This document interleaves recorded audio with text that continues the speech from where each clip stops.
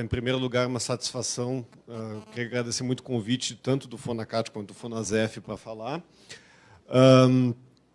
É sempre uma honra estar dividindo a mesa com entidades como a SFOC, com a Associação dos Servidores do IBGE, com representantes dos auditores fiscais do trabalho, que tem uma tradição de luta e que estão fazendo, nos últimos anos, um embate muito forte, não apenas em defesa das suas categorias, mas em defesa de princípios do serviço público, inclusive nas áreas de educação, ciência e tecnologia, onde a gente está tendo não apenas um corte absurdo de gastos, mas teve vários e vários momentos em que o governo tentou cortar a liberdade de pensamento, liberdade de expressão dentro desses órgãos.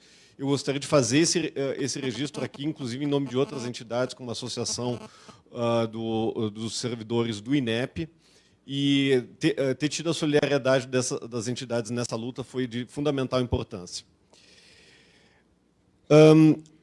O que eu vou apresentar aqui é, na verdade, um outro seminário que se chamava aqui Serviço Público Queremos, que foi organizado pelo Fonacat e pela FIPEA no final do ano passado. A gente fez a apresentação dos primeiros resultados no auditório Nereu Ramos. E a ideia disso foi muito simples e singela. Foi assim como naquele momento a gente estava tentando municiar as entidades servidores contra uma campanha lançada diretamente pelo governo federal na época da reforma da Previdência, sobre a qual o Floriano vai falar com muito mais detalhe depois, mas também se utilizando o expediente de um relatório do Banco Mundial. Esse relatório não tinha nada de inocente, por dois motivos. Primeiro, porque ele já havia sido encomendado antes, ele já, inclusive, anterior ao momento do golpe. Porém, ele também tinha um objetivo muito claro que estava enunciado no seu título, o ajuste justo. Ou seja, ele tinha por objetivo justificar os cortes que viriam na esteira da Emenda Constitucional 95 e do novo regime fiscal. E esse relatório ele foi lido dentro do IPEA em muitas áreas, ele estava repleto de... enfim, basicamente de erros, para não dizer outras coisas, erros, equívocos, mentiras. E esse trabalho visou apenas tocar em alguns pontos que têm a ver com o serviço público. Eu vou tocar apenas em 3. Tá? Agora, para quem quiser, existem outros trabalhos dentro do IPEA refutando a propostas que foram feitas na área de assistência social, na área de previdência, etc. Na verdade, esse trabalho foi apresentado no IPEA, a gente teve direito a duas falas de contestação e aí cortaram o microfone, basicamente. Mas eu chamo a atenção porque esse tipo de coisa aparece neste momento eleitoral e aparecerá no momento pós-eleitoral. Tá? Aparece na justificativa de várias medidas, inclusive infralegais, que o Ministério do Planejamento tem levantado, e que afetam o Serviço Público Federal, mas também afetam estados e municípios, seja pelo efeito de demonstração, seja porque tem pautas em alguns dos estados levadas pelas forças políticas estaduais até muito mais duras do que está acontecendo no nível federal. Tá? Eu sou do Rio Grande do Sul, estou vendo aí várias pessoas, inclusive um colega aí com manto sagrado do Internacional, além do Rudinei. Mas eu acho que não é segredo para ninguém o pacote destrutivo que o governo Sartori lançou logo depois que tomou posse, com a extinção de todas as fundações estaduais, incluindo da nossa instituição irmã, da Fundação de Economia e Estatística. A gente tem colegas hoje, né, tomando liberdade, colegas pesquisadores da FEE, que hoje estão lotados na delegacia da Polícia Civil. Tá? Então, só para chamar a atenção, isso tem acontecido em outros estados também, e só para a gente lembrar que isso não tá acima ou abaixo da capacidade do governo federal de acontecer também. Mas, então, vamos às 3 questões que eu vou enfrentar. A primeira, isso é um material que não foi produzido por mim, foi produzido por uma série de pesquisadores que a gente chamou, inclusive, alguns fora do quadro do IPEA, Mas a responsabilidade, esse material está disponível na página da Associação dos Funcionários da FPE Sindical, a responsabilidade é da FPE Sindical pelo material produzido. Esse gráfico vocês já viram ontem na apresentação do Zé Celso. A gente gosta de repetir ele porque ele mostra um dos maiores, enfrenta o primeiro mito, o mito do inchaço do setor público no Brasil, o mito de que tem funcionário público demais. Isso não é algo que a gente pode assim, rodear essa questão. Isso não é verdade, isso precisa ser dito, isso precisa ser colocado, principalmente no momento dessa eleição. Então, essa barra vermelha que vocês estão vendo é a média da OCDE, que cobre os países desenvolvidos, mas também México, Chile, enfim, outros países que aderem. Onde que estaria o Brasil aqui? O Brasil estaria aqui. Quando a gente tem uma razão de 12% dos ocupados no serviço público das 13 esferas, ok? A gente tem 12 milhões de empregos públicos, isso inclui tanto quem é estatutário, quem é CLT, que dá um pouco menos de 12% dos ocupados, esse número de 2015, sendo 54% em nível municipal. E a maior contingente está nas políticas de educação, saúde e serviço social. Ontem o Zé Celso já estava chamando a atenção para o fato que a maior nível de contratação foi para professores nesse último período. Então, quando as pessoas falam de inchaço, as pessoas querem projetar a ideia de que está se colocando um cabide de emprego, está se colocando pessoas não qualificadas, está se colocando pessoas em funções desnecessárias. Isto não é verdade.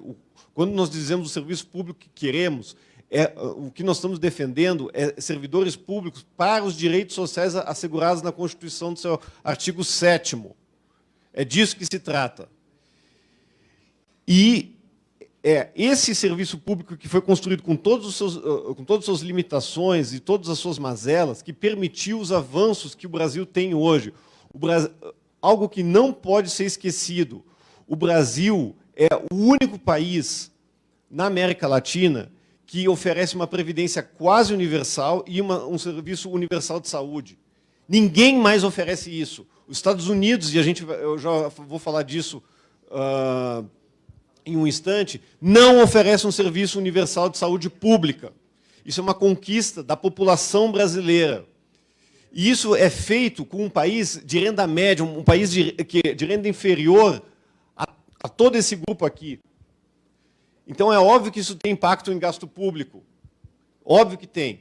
Quando as pessoas querem mostrar aquela carga tributária, elas esquecem que aquela carga está financiando o serviço público, a previdência quase universal, e está financiando a saúde universal para a população inteira, para 215 milhões de pessoas. A gente não pode aceitar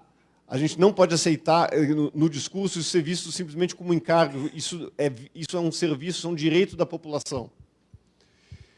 Agora, vamos lá.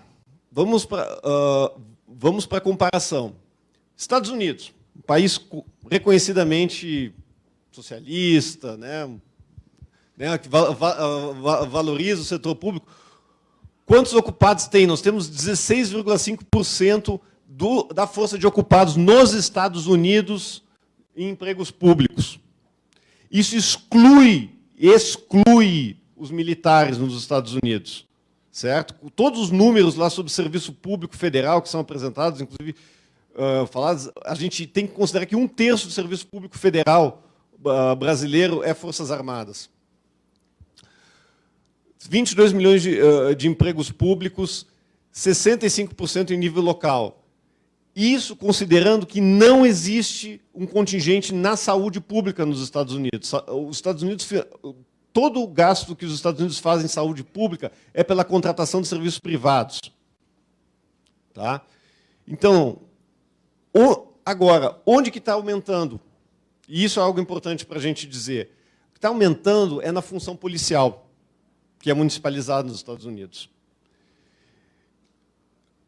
Isso é algo importante para a gente ter em conta. Quando a gente fala da falácia do Estado mínimo, que foi tocado nas mesas de ontem, é importante ter isso em conta. O modelo conservador ele não exclui a função pública, ele não exclui sequer existir um Estado, não exclui sequer a contratação, mas ele seleciona, e o que está acontecendo lá é a troca de gente trabalhando com cuidado, com assistência social, por gente trabalhando no aparato repressivo. E isso está acontecendo aqui no Brasil também. Se a gente lembrar que em todas as iniciativas que o governo teve em relação à Previdência, em relação agora à tentativa de voltar atrás dos aumentos, qual é o primeiro grupo que está sendo excluído? Os militares. Então, essa conexão entre austeridade, entre ataque ao serviço público e reforço do aparato repressivo, ela está presente aqui também. Outro país enfim, né, hoje em dia eu já nem sei mais se alguém não vai dizer que a Inglaterra é um país comunista, mas enfim. Tem a mesma questão, 5 milhões de empregos públicos, 16% desocupados, isso é depois da era Thatcher, depois de todo o período de austeridade, depois de toda a era de neoliberalismo, continua tendo uma grande proporção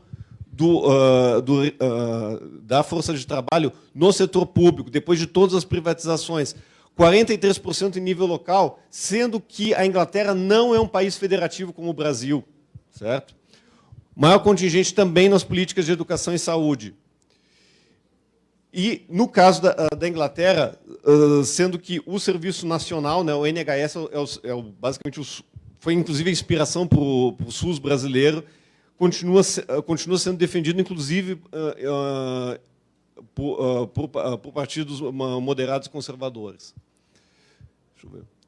Então, ponto para manter disso é o inchaço da máquina pública no Brasil é um mito. A gente não pode aceitar isso, porque, uma vez que a gente aceita essa premissa, a gente está apenas discutindo o quão forte todas as outras políticas de corte de gastos, todas as políticas de terceirização e de precarização, elas vêm na sequência. Ok? E a questão que a gente tem que ter em conta é o que está colocado para o futuro. Isso nós estamos falando do que é hoje. O futuro, e todos os candidatos à presidência lá nos seus programas, me deu o trabalho de olhar, estão lá falando em educação integral, estão lá falando em expansão de creche para a escola. Como que isso vai acontecer sem servidor público? Sem pessoas qualificadas, sem pessoas empregadas e custeadas? O que vai acontecer com a transição demográfica? Porque todo mundo lembra de transição demográfica na hora de falar de reforma da Previdência. Poucas pessoas lembram que uma população envelhecida requer serviços não apenas de desconto na farmácia, ela requer serviços de cuidados. E com serviços de cuidados, como o Celso foi muito feliz em falar ontem, eles não são, aspas, eficientes. Eles são intensivos em trabalho e eles têm que ser custeados socialmente. Em que mundo uma pessoa pode custear com seu salário o salário de outra pessoa para cuidar de si, individualmente? Por fim, uma coisa que é muito importante falar.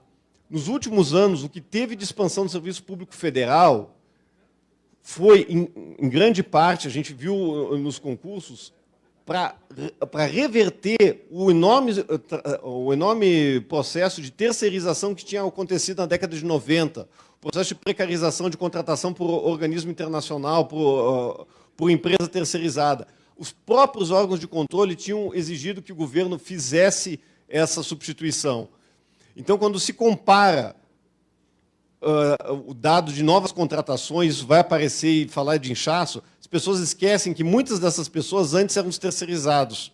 E é isso que está se colocando de novo. O Ministério do Planejamento tem dito, a colega ajudou fiscal mencionou a questão do decreto de extinção, o Ministério do Planejamento tem dito que só contratará servidores administrativos por meio de terceirização. Então, mais uma vez, a gente está voltando atrás. Enfim, para não me deter, não estourar demais. O segundo ponto que a gente abordou, diferencial de salários. Outro ponto que é sempre falado, servidores públicos ganham demais. O Ministério do Planejamento, mais uma vez, colocou quando foi justificar salários iniciais menores, não, as pessoas ganham isso na iniciativa privada. A FIPE pediu que economista especializada na área fosse discutir o diferencial de salários. Se fez a revisão da literatura sobre isso. O fato é, primeiro, não dá para comparar uma coisa com outra e os motivos são simples. Os servidores públicos são mais escolarizados, e as pessoas ingressam no serviço público com idade mais elevada e o nível de sindicalização do setor público é maior. Todos esses fatores geram um diferencial de salários. E, nesse último, sindicalização, para ser bem claro, o que o nível de sindicalização faz? Ele permite que as pessoas negociem salários melhores. O que está errado? É o nível de organização do setor público ou o achatamento dos salários do setor privado diante de 14 milhões de desempregados e de todo o processo de terceirização que foi relatado aqui antes? Os próprios requisitos de ingresso no serviço público, eles favorecem essas diferenças que foram mencionadas aqui. Tá? Considerando mais uma coisa importante, que é importante no caso de serviço público federal. No caso do serviço público federal, em termos brutos, a gente ainda pode ver uma diferença a favor do servidor público. Quando a gente vai para níveis estaduais e principalmente nível municipal, a diferença é revertida. Os trabalhadores do setor privado ganham mais do que os do serviço público. Tá?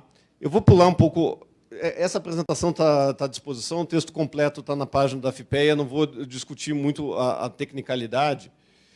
A questão é, existem vários exercícios em que a gente vê que existe um prêmio maior ou melhor, o que a gente chama de prêmio salarial, uma diferença maior ou menor em favor dos servidores públicos, controlando por outros aspectos. Mas a questão é a seguinte, não é essa diferença que é colocada e que foi colocada no documento do Banco Mundial de simplesmente comparar a média de salários do setor público com a média de salários do setor privado. Inclusive porque no setor privado está comparando um universo muito maior, um universo muito mais heterogêneo e submetido, como a gente coloca, a uma regulamentação muito mais frouxa.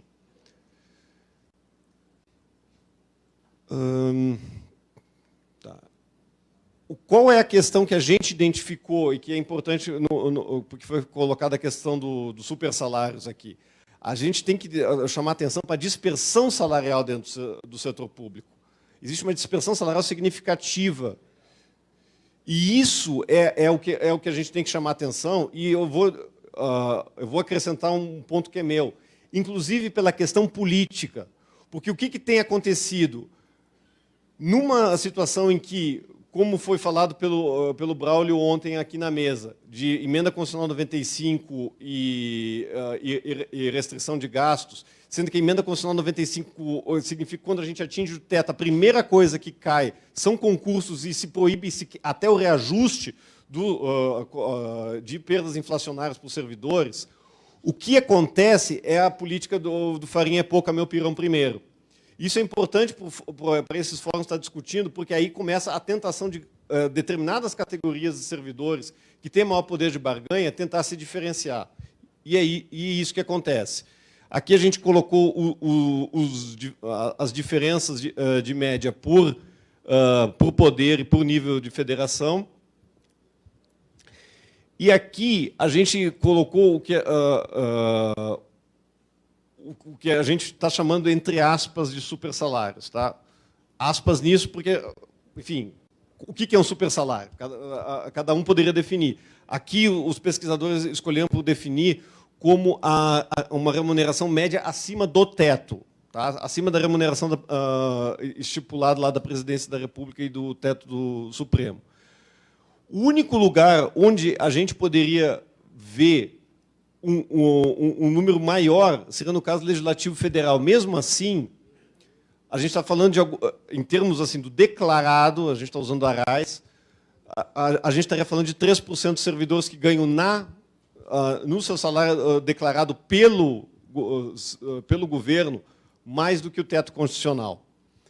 Tem formas e tem jeitos de que em determinados níveis se escapa disso, mas o que eu quero chamar a atenção é o seguinte: nós estamos falando de uma minoria, uma minoria praticamente ínfima em relação ao conjunto dos servidores.